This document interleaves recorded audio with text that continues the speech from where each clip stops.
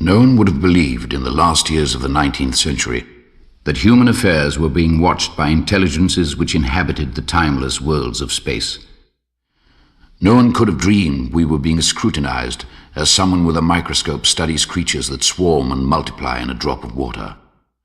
Few men even considered the possibility of life on other planets, and yet, across the gulf of space, minds immeasurably superior to ours regarded this earth with envious eyes, and slowly and surely they drew their plans against us.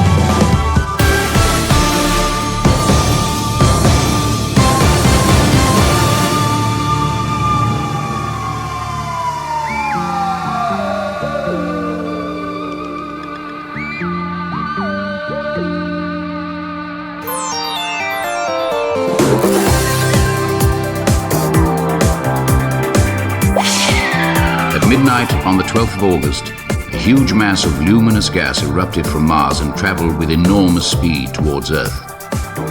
I made contact with Ogilvy, the astronomer, and we hurried to his observatory.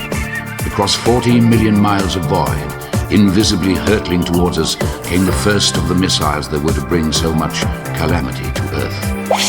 As we watched, there was another jet of gas. It was another missile starting on its way.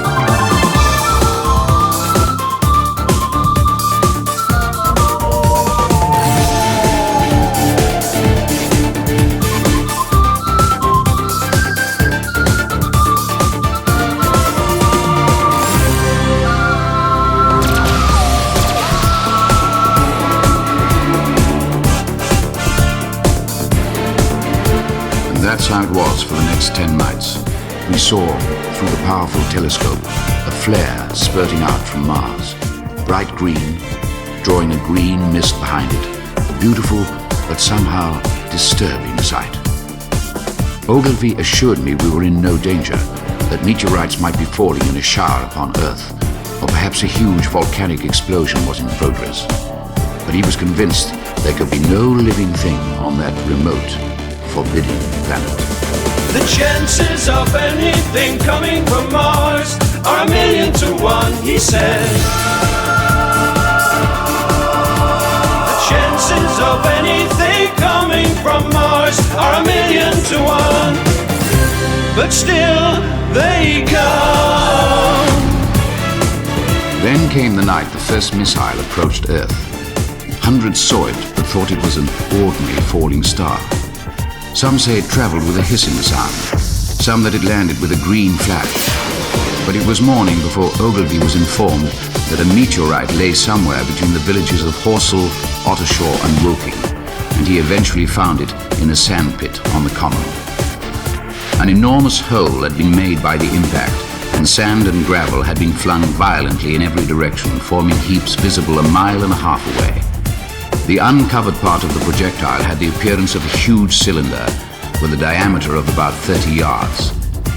And there were faint sounds of movement from within.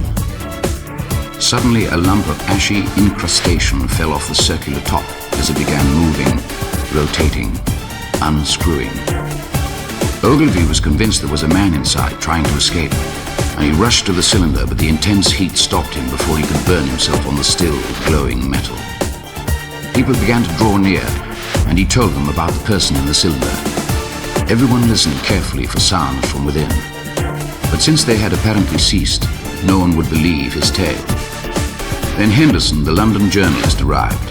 He was eager to be first with the tidings of whatever was trapped in there, and he rapped sharply on the cylinder with a stick. This evoked no response, but served to increase Ogilvy's anxiety, and after conferring, the two men hurried away to Woking to fetch help. The chances of anything coming from Mars are 1,000,000 to 1, he said. The chances of anything coming from Mars are 1,000,000 to 1, but still they come. Yes, the chances of anything coming from Mars are 1,000,000 to 1, he said. The chances of anything coming from Mars are 1,000,000 to 1, but still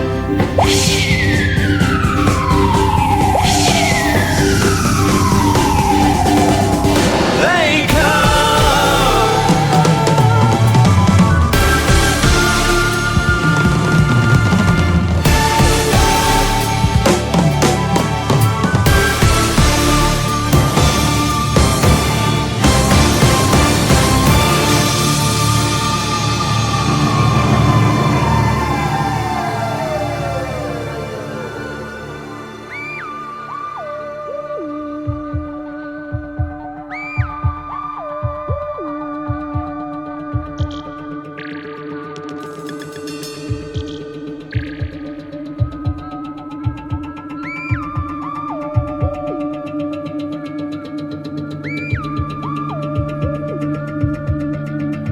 It seems totally incredible to me now that everyone spent that evening as though it were just like any other.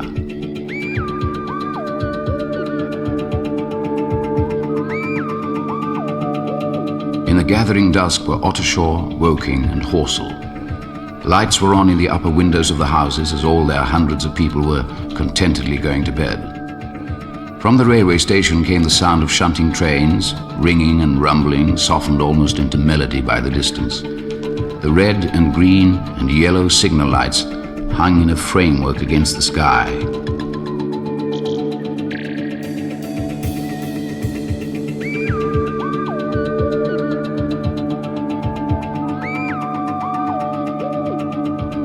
It all seemed so safe and tranquil.